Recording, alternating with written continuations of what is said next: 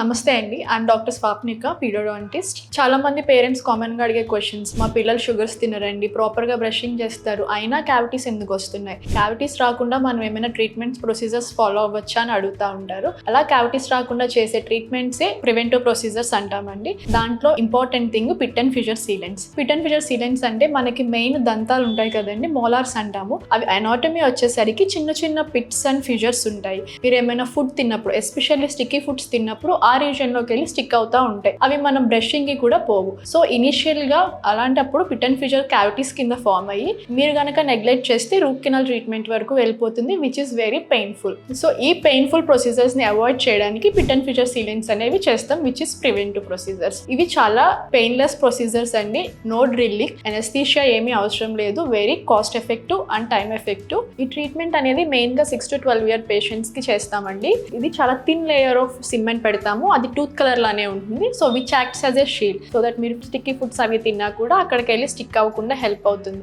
So మీరు కనుక మీ పిల్లలకి కేవిటీ ఫ్రీ ఫ్యూచర్ని ఇవ్వాలి అనుకుంటే ఇలాంటి ప్రివెంటివ్ ప్రొసీజర్స్ మా దగ్గర చాలా చేస్తూ ఉంటామండి. So you can contact us any branch. మనకి ఎంకే డెంటల్ హైదరాబాద్లో 4 బ్రాంచెస్ ఉన్నాయండి. మియాపూర్, కేపీహెచ్పి, నల్లగండ్ల అండ్ ప్రగతి నగర్. ఈ 4 బ్రాంచెస్లో మీరు ఏ బ్రాంచ్కైనా కాల్ చేసి you can book an appointment. Thank you.